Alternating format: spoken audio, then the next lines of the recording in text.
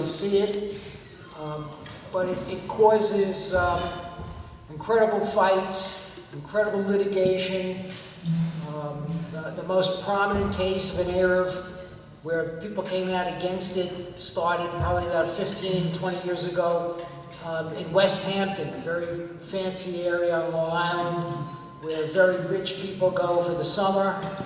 And the people who went there for the summer decided they were going to put up an Eruv, and the people who lived there all year round couldn't stand it. Why couldn't they stand it? They couldn't even see it. They didn't even know where it was or anything about it. It's obvious that it's not the piece of wire that offends anybody. Nobody really cares about the piece of wire. It's the symbolism. It's the fact that if you have that piece of wire around a particular area, Jewish people are going to move in from Jewish people. And that offends a lot of people. Of course, it offends the Goyim, most Goyim who don't want us here to begin with. Offends a lot of Freiyin, bothers them that we're Orthodox people are moving in, and they want to try to stop it. How do they attack it? What do they say?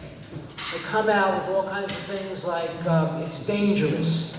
I don't know why it's dangerous. That piece of wire is not going to fall to any greater degree than the regular electrical wires. And they come out that it's unsightly. You can't even see it. And they try all kinds of things. In the end, Baruch Hashem, they all lose. Every case, every piece of litigation that was started, Goyim lose, the Yidden win, the Eruv is up, the Eruv stays up. Baruch Hashem, we live in a country where federal rules, federal laws support the right to have an Eruv. More intelligent people, judges, federal judges have decided that the Eruv isn't an imposition on anybody, it doesn't bother anybody, it doesn't interfere with anything, and it's not a danger to anybody, and there's no rational reason on earth why we shouldn't allow the Eruv to exist, because it's not going to hurt anybody. It's a reasonable accommodation to religion. Now, on a local level, you see the Eruv, you see the poles. Who do those poles belong to? Who has the right to go put something on those poles? They don't belong to the city, they don't belong to the town in most cases. Most of the time those poles belong to the utility company. Locally, the utility company happens to be Orange and Rockland. But the same pole for Orange and Rockland is used by the telephone company, by the cable TV company, by a number of other companies who need to make use of those poles. So Orange and Rockland rents those poles. They rent the use of those poles to other organizations and other companies. There's no rational reason why Orange and Rockland can't let our organization use those poles as well. And that's where we sort of derive the right and the benefit to use those poles, is by negotiation with Orange and Rockland. And the local towns, they really don't have much of a say into who Orange and Rockland rents those poles to. They don't own them. But nevertheless, they'll do everything they can to try to stop an Eruv, because that's what the public demands of them. How can you let there be an Eruv? Jews are going to move in. So we have to do something to stop it. And any politician who's worried about getting himself reelected is not going to go say, oh, it's okay to have an Eruv, unless the court forces them to have an Eruv. So anytime you want to have an Eruv anywhere, be prepared to have a fight in court. It's going to be litigated, and that way the politicians can protect themselves and say, I didn't let the Jews in, the courts made us do it. And that's what we've had here, that's what we had in Marwa, New Jersey. And we didn't go look to put the Eruv in Marwa, New Jersey, because we wanted to do it, because we have Yiddish people there who need it. Unfortunately, not yet, but maybe soon. We did it because the necessity was, the way those poles were laid out, the Eruv had to go over the state border.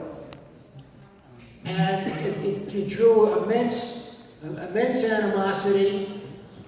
loads of vandalism on the poles still being vandalized there, I don't know. But it caused a tremendous problem. Now, you have to respect the laws, you have to respect the right of Orange and Rockland. They have concerns, they have liability concerns, you have to have insurance, you have to pay for the use of the poles, you have to maintain the poles. None of this stuff comes easy, none of this stuff comes cheap. And if you want to get cooperation, you have to do it with a unified front and a limited number of leaders who are going to be representatives of the organization. You can't go out on your own. You can't do this yourself. You can't put up your own wires on poles. Those poles don't belong to you. They don't belong to the public, and you don't have the right to touch them unless you get a rental agreement and other liability agreement and insurance agreements and all kinds of other things, just like the Eruv organization here has done. And that's why this organization has been successful, through the efforts of the people who are sitting here. You can't do it on your own. Now, on a more personal basis, I happen to live in Airmont. I've lived there for over 30 years, and I make use of that Eruv. And Baruch Hashem, we have people like the Rubin family who take care of that Eruv. People who started the Eruv 15, 20 years ago. That Eruv touches the New York State Thruway. Well, not only do you have to deal with Orange and Rockland and Verizon and all the other utility companies, you touch the Thruway, and guess what? Now you have the New York State Thruway Authority. And if you think the bunch of Goyim who run the Thruway Authority are going to be standing there welcoming you with open arms to go put poles across the Thruway, you're crazy. What's important to us, what's important to Yidden, doesn't mean anything to them. And they don't care, but we care. And that's why you need the cooperation of the New York State Thruway. And the Rubin family has been responsible for that. David Rubin got permission from the Thruway Authority many years ago. Currently, Zalmalei Rubin, my dear friend, takes care of checking that Eruv on a weekly basis. Goes around, I've seen him with his hard hat and his vest, looking at poles and inspecting lachis and things. And it's not an easy job. It's not a quick job. It takes a lot of time, but I know that it's reasonable. And I know the Rubin family very well, and Rabbi Mendel Rubin Shlita, who will do anything for the community, and who takes an active interest in establishing this Eruv, was responsible for this Eruv 20 years ago.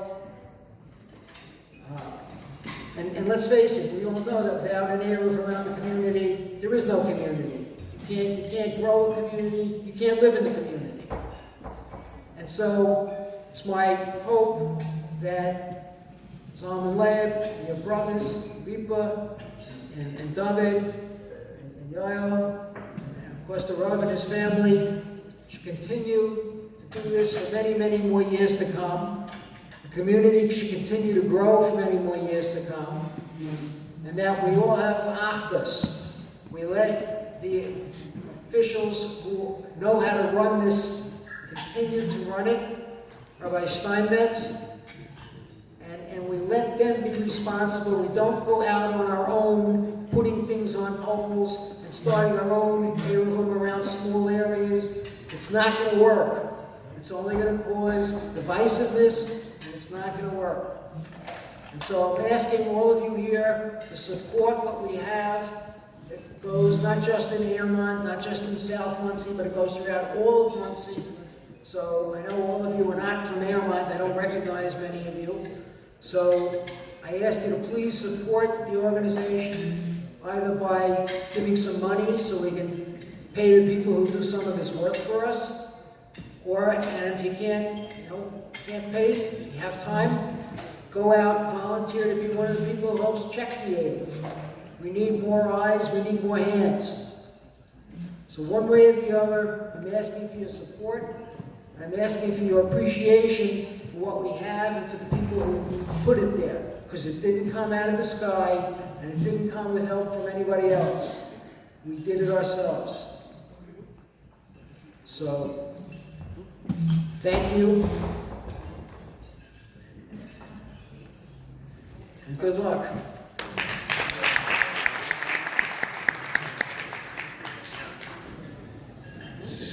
Koyach Rabbi Yankov Strauss.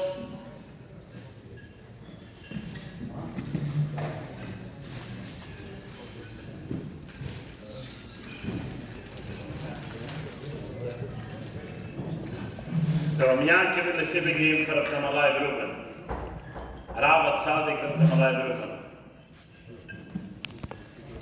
Kimara. Wie?